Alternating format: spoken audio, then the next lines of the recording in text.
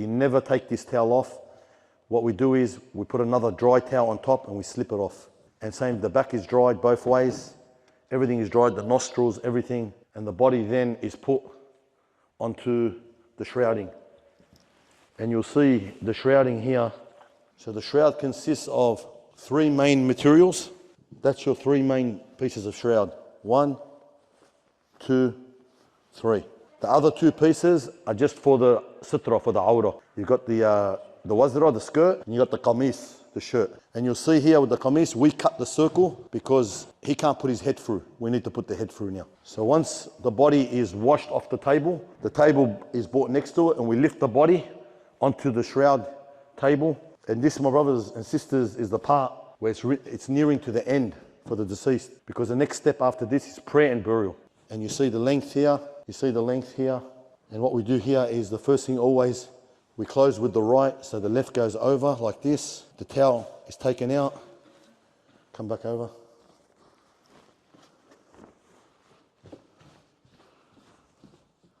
And the shirt comes over the head like that.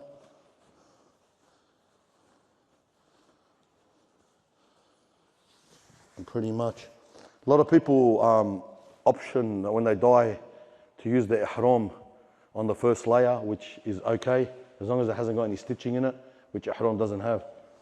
And now we close the body. This is the part where it's coming yani, to the part where no one's going to see you anymore. So you shroud like this. And like I said before, the Prophet ﷺ said, shroud in the best shroud. So when we shroud, we do it very, very tight. If you ever go Makkah, Medina, you'll see the bodies when they're shrouded, they look very, very thin. Why? Because they shroud very tightly like this. And that's what we do with the deceased. We shroud very tightly to hold the body together.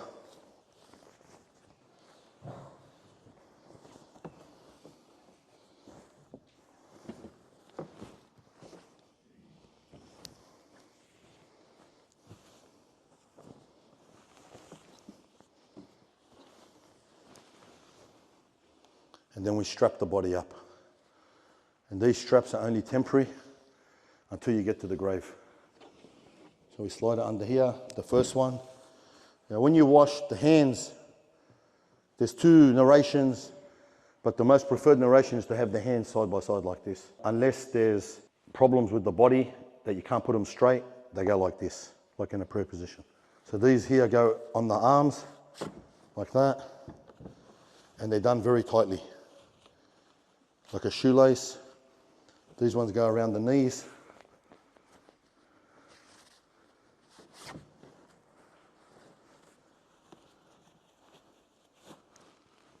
And this one goes around the head.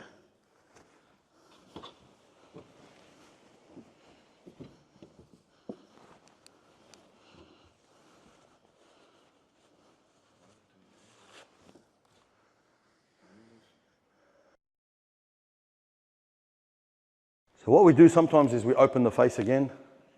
And when we do open the face, that's when we put the cotton in the nose. The Prophet ﷺ said, seal up the open areas. If people die and their mouth is open like that, and you can't close it because it's very, very hard to close. It's like a rock.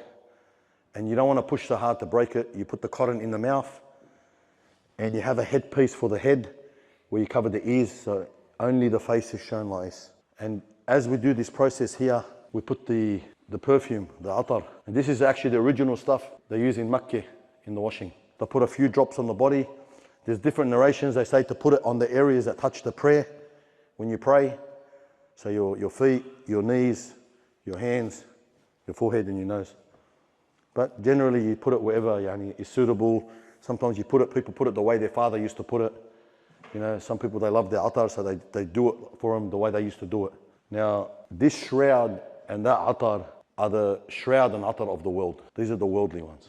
At the time of death, angels will descend with shroud from Jannah and hanut, atar from Jannah. And they will grab the soul and they'll take it up. And the angels will say, what is this pure soul? SubhanAllah, they'll call you with your best names, inshallah. But for the worldly matter, for the vessel, our body is a vessel.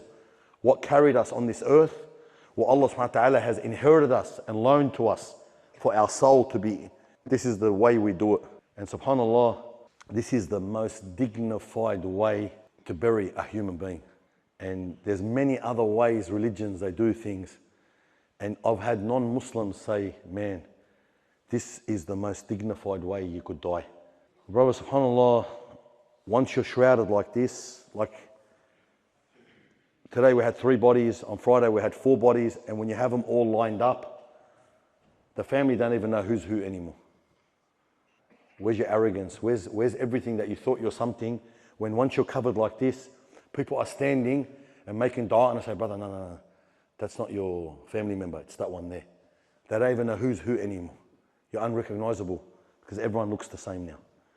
So this is what dignifies us in Islam, that we all go the same way. We all have the same material. There's no different colors for anyone special, but it's what you take with you in actions and deeds that will help you in the next step after this, and that's the grave. Because from here, they're going to either take you up to the mosque to pray on you, if there's time.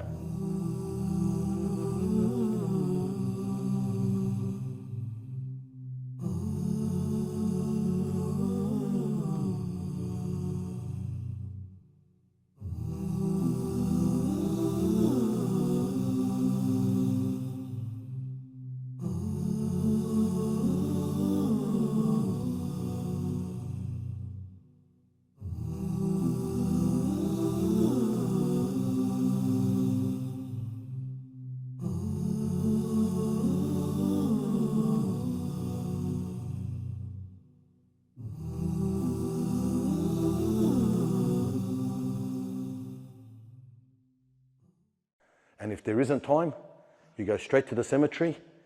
Everyone rushes to the cemetery. They'll put you on the ground in the coffin, and they'll do your janazah prayer, and then they'll put you in the grave. And when we bury in the grave, when we lower the body, we put him on their right shoulder like this, and the back to the wall. And that's it, like that. That's just how you are in the grave. These straps get all untied. Why? Because the body will expand. The body starts to inflate. So it's dignity. By loosening these shrouds, it lets the body fit into the grave.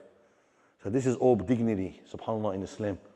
And then the lahad, so whether it's slabs or timber, is put over.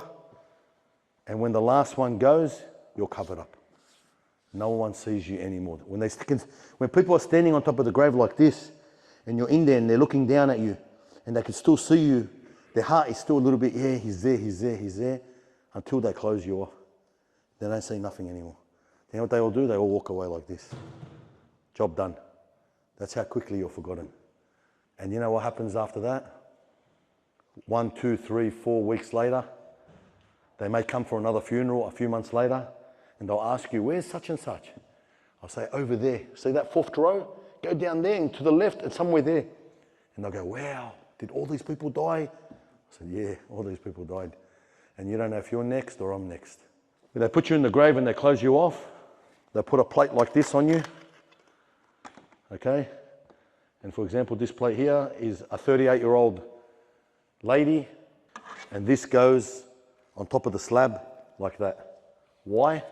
Because in the future, when they dig you back up, they want to know who it was. Because when they put the second person on top of you. There's a few things here. So for example, when you pass away, the only paperwork they'll give you that means you can be buried legally is a medical cause of death. That's it there. If you're lucky, it's 2 pages, but most are 1 page. And on it has your name, your date of birth, your address, and it will have here cause of death. So this person, respiratory failure, respiratory pneumonia, Parkinson's disease. And it will say how long you had those diseases for. And then the last one will usually be heart failure, cardiac arrest, because that'll be the reason you died.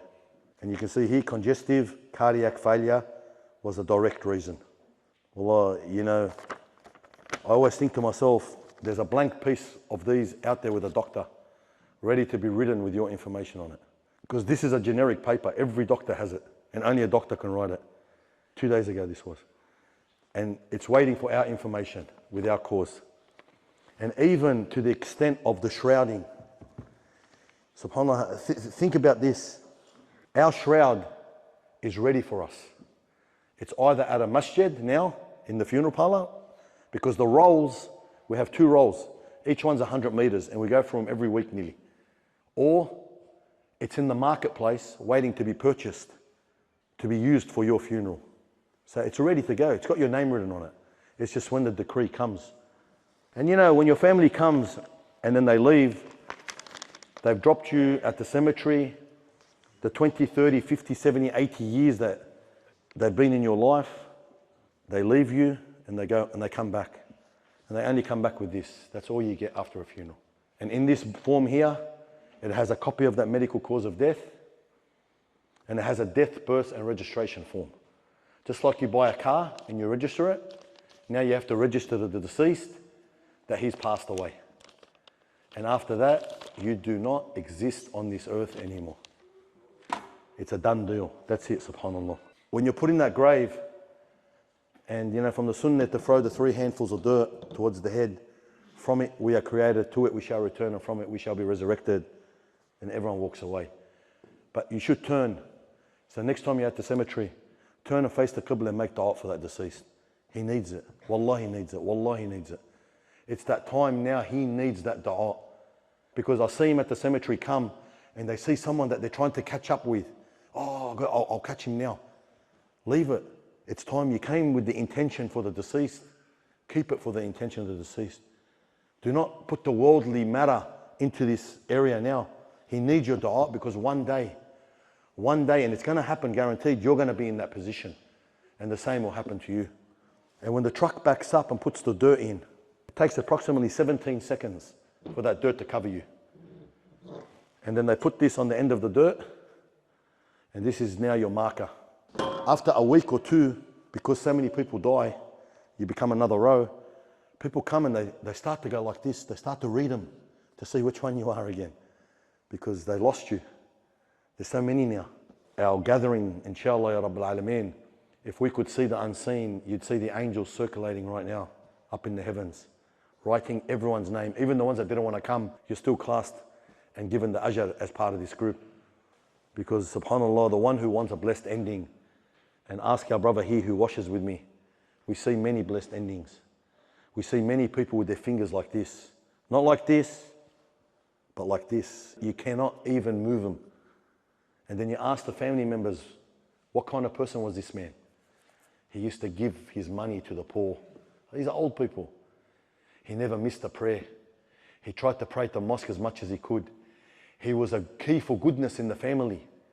He would make peace with everyone. He would never talk about people. He would always be a person that people could